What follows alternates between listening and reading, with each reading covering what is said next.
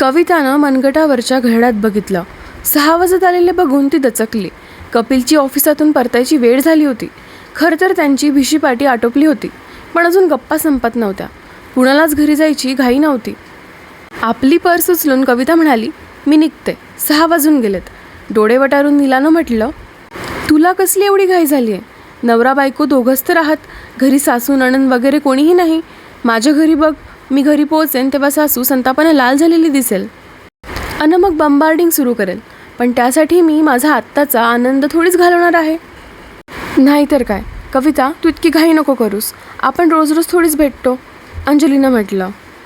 खरं आहे गं, पण कपिल येतच असतील तर काय झालं? नवरा आहे, सासू थोडीच आहे, जाऊयात ना थोड्या वेळानं.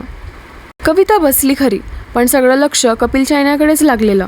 आज दुपारी नेमकी ती टी व्हीवर येत असलेला एक जुना मराठी सिनेमा बघत बसली. सगळी कामं तशीच राहिली आहेत. आणि मग ही भिशी पार्टी, हॉल पसरलेला, बेडरूममध्येही पसारा. भिशीच्या पार्टीत मजा तर येतेच. खूप दिवसांची सगळ्या समवयस्क मैत्रिणी भेटतात. छान छान गप्पा, छान छान खाणं पिणं.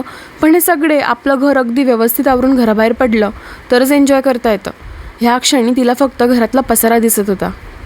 तिला आता तिथं बसवेना. ताडकन उठली. मी निघतेच, मला घरी कामं आहेत, ती म्हणाली.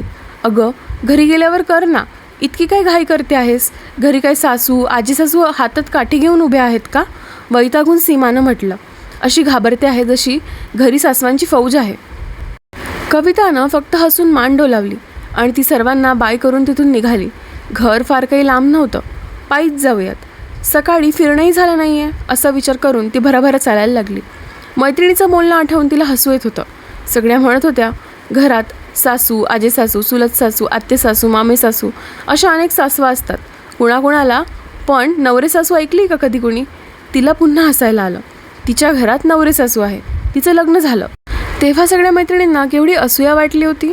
कविता, भाग्यवान आहेस बाई, काय छान छान नवरा पटकावला आहेस. एकटाच आहे, सासू नाही, सासरे नाहीत, दीर नाही, नणंद नाहीत, मजेत जगशील सगळं आयुष्य. स्वतः कवितालाही तसंच वाटलं होतं. खूपच आनंदात तिनं कपिलशी लग्न झाल्यावर मुंबईला संसार थाटला होता. कपिल एकटा होता. तिनं ठरवलं होतं की ती त्याच्यावर इतकं प्रेम करेल की त्याचं सगळं एकटेपण तो विसरेल. ती आणि कपिल, किती सुंदर आयुष्य असेल. कपिल जेव्हा 3 वर्षांचा होता तेव्हाच त्याचे आईवडील वारले होते. तो दिल्लीला मामामामींकडेच वाढला होता. शिक्षण संपलं, नोकरी लागली आणि तो मुंबईत आला. सप्तरंगी स्वप्न घेऊन कवितानं संसाराला सुरुवात केली आणि तिच्या लक्षात आलं की कपिलला प्रत्येक गोष्ट, प्रत्येक वस्तू जागच्या जागी लागते, स्वच्छ आणि व्यवस्थित लागते. स्वतः सगळी काम करणाऱ्या कपिलला गलथानपणा, गचाळपणा, अव्यवस्थितपणा अजिबात खपत नाही. तो लगेच चिडतो. कवितावर तो खूप प्रेम करायचा, पण सतत तिला सूचनाही द्यायचा. सासू सासरे नसले तरी कपिल तिला सासूसारखाच धारेवर धरायचा. त्यामुळेच तिनं मनातल्या मनात त्याचं नाव ठेवलं होतं, नवरे सासू. कपिलला अधूनमधून ऑफिसच्या टूरवर जावं लागायचं. त्यावेळी तिला एकटेपणा तर वाटायचा, पण मनातून थोडा सुटकेचा आनंदही असायचा. चला, आता 3-4 दिवस तरी तिला कोणी काही म्हणणार नाही. सततच्या सूचनांचा भडीमार असणार नाही. तिच्या मैत्रिणींच्या सासूबाई कुठे गावाला वगैरे गेल्या की त्यांनाही असंच मोकळं वाटत असेल असं तिच्या मनात यायचं. मग ती अगदी मजेत कोणतीही वस्तू कुठे ठेवायची, कोणतेही काम केव्हाही करायची. म्हणजे ती खूपच गलथान किंवा अव्यवस्थित अथवा आळशी होती असं नाही, पण शेवटी घर आहे, म्युझियम किंवा हॉटेल नाही. माणसाला तिथं आराम, दिलासा आणि निवांतपणा मिळायला हवा. अगदी प्रत्येक गोष्ट जीवाचा आटापिटा करून जागच्या जागी ठेवायची म्हणजे जरा अतिच नाही का होत? सायंकाळी नीट बघून घेईन की प्रत्येक गोष्ट जागच्या जागी स्वच्छ आहे ना. तरीही कपिलला कुठेतरी धूळ दिसायची, कुठेतरी डाग दिसायचा आणि मग तो त्यावरून बोलायचा. गप्प बसणं त्याला ठाऊकच नव्हतं.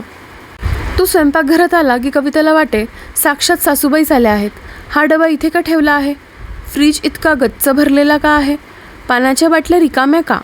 गॅसची शेगडी नीट स्वच्छ केलेली नाही. ओट्याच्या भिंतीवर टाईल्स किती अस्वच्छ दिसतात. मोलकरणीला नीट स्वच्छ करायला सांग, असं त्याचं सतत चालायचं. कधी कधी कविता कपिलला चिडवायला म्हणायची, तुम्हाला माहीत आहे का, तुम्ही ना 2 in 1 आहात म्हणून. म्हणजे? तो विचारायचा. तुम्ही स्वतः आहातच, तुमच्यात माझी सासूही वास करून आहे, ती फक्त मलाच दिसते. यावर कपिल थोडासा ओशाळायचा आणि मग मोकळेपणाने हसून कविताला मिठीत घ्यायचा. तीही मग पुढे काय बोलणार? तिनं लग्नानंतर लगेच ठरवलं होतं की नवरे सासूला कधीही उलटून बोलणार नाही, शब्दात शब्द वाढवायचा नाही. भांडण वाद घालणं हा तिचा स्वभाव नव्हता.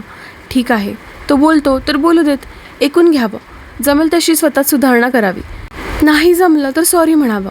आता तर लग्नाला 20 वर्ष झालीत. एक मुलगी आहे, सुरभी तिचं नाव. माईलेकी मिळून बापाची फिरकी घेत असतात. दोनच पर्याय आहेत. एक तर ह्या नवरे सासूबाईसोबत भांडण करायचं किंवा त्याच्याकडे थोडं दुर्लक्ष करायचं. ती भांडत नाही, थोडंफार दुर्लक्ष करते. कधी स्वतःच पटकन त्यांना दाखवलेली त्रुटी दुरुस्त करते किंवा सॉरी म्हणून हसून प्रसंग निभावून नेते. विचारांच्या नादात ती आपल्या घरापर्यंत पोचली. त्याचवेळी कपलही कारमधून उतरला. दोघं एकमेकांकडे बघून हसली. कवितानं मनातच आता पुढे काय संभाषण होईल याचा अंदाज घेतला. हा इतका पसारा का झालाय? सारा दिवस काय करतेस तू? सुरभीचा हा चार्जर अजून इथेच लोळतोय. वेळेवर तू जागच्या जागी का गेला नाही? वगैरे वगैरे वगैरे. ती अन कपिल लिफ्टनं सोबतच वर आली. ती लॅचला किल्ली लावत होती.